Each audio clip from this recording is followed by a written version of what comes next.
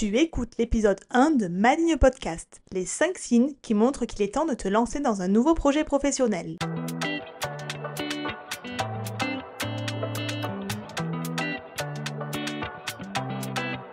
Bienvenue dans Maligne Podcast, ton boost du lundi. Nous sommes Laurie et Estelle, entrepreneuses dans le domaine de la beauté et du bien-être. On te livre chaque lundi à 8h nos conseils, nos astuces, nos partages d'expériences pour te motiver à réaliser tes projets professionnels et aller vers la vie que tu souhaites. Tu ressens un vide quand tu penses à ta vie pro, tu te demandes parfois si ce que tu fais aujourd'hui te nourrit et t'anime encore vraiment. Si tu ressens ça, ce n'est pas un hasard. Et surtout, sache que tu n'es vraiment pas seule.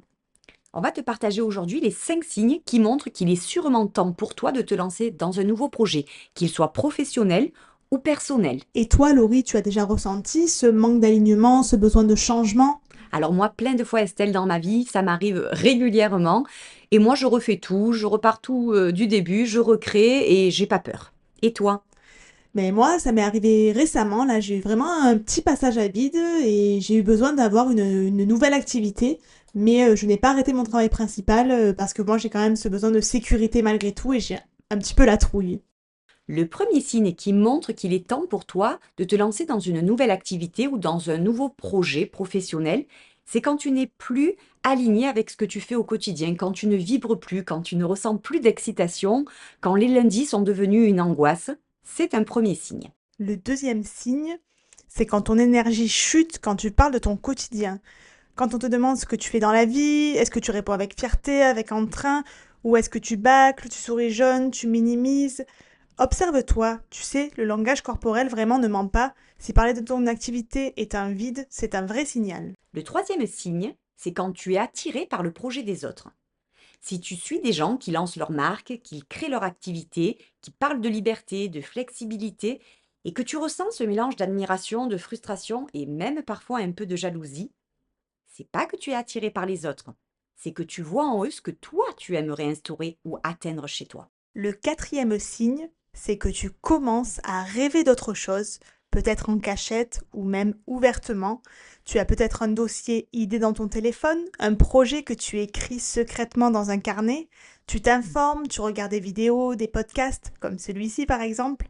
Si tu nourris un projet dans ta tête, même discrètement, c'est qu'il cherche à éclore. Le dernier signe, c'est quand tu culpabilises. Tu veux plus, tu rêves de plus, tu as envie de plus, mais comme tu as déjà un travail, tu culpabilises de te donner l'idée de.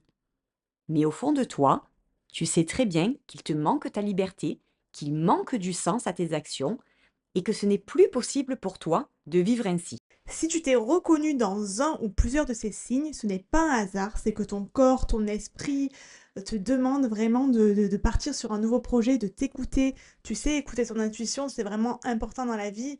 Et, vouloir changer, avoir besoin de changement, ça fait pas quelqu'un de toi de perdu ou autre. Au contraire, ça fait quelqu'un de toi d'ambitieux qui a envie de nouvelles choses et on n'est pas conditionné à vivre pendant toute une vie. Comme nos grands-parents, nos ancêtres, à faire 50 ans le même métier. Là, on est dans un ère où on a plutôt envie de changement, de nouveauté, de renouveau. Et Estelle, d'ailleurs, c'est pas une obligation de changer radicalement ce que l'on fait. On peut simplement créer une petite activité en parallèle, qu'elle soit professionnelle ou même artistique. On n'est pas obligé de tout rayer pour tout recommencer. Mais déjà, si tu as ressenti un de ces signes, d'ailleurs, je serais curieuse de savoir lequel c'est, si tu peux nous l'écrire en commentaire. Mais sans pour autant rayer tout ce que tu fais pour redémarrer à zéro parce que, moi, par exemple, j'ai plutôt un tempérament d'entrepreneuse et c'est quelque chose, au contraire, qui me plaît et qui m'excite de vouloir tout rayer, de tout redémarrer de zéro. Mais je peux comprendre qu'il y a des profils un peu plus comme toi, Estelle, qui préfèrent la sécurité et c'est pas pour autant que parce que tu préfères la sécurité, tu ne peux pas vibrer dans ce que tu fais. Donc tu peux conserver ta sécurité professionnelle et en parallèle te donner une petite bouffée d'énergie, une petite Peu d'oxygène. bouffée d'oxygène. Et c'est tout à fait possible d'allier les deux. Totalement. Non, mais carrément, parce que c'est vraiment moi ce que je vis, en tout cas actuellement. Merci d'avoir écouté cet épisode. On espère qu'il t'aura permis d'amorcer une réflexion, de conscientiser peut-être un état ou une attitude dans laquelle tu te trouves et qui n'était pas clair pour toi. N'hésite pas à nous retrouver lundi prochain pour le prochain épisode si la peur t'empêchait de saisir une vraie opportunité. Un nouveau shoot de motivation et de bonne humeur. Estelle, termine cet épisode en nous disant quel est ton mantra. Pas d'excuses, plus d'action. Et le tien, Laurie? Fais maintenant et améliore en chemin.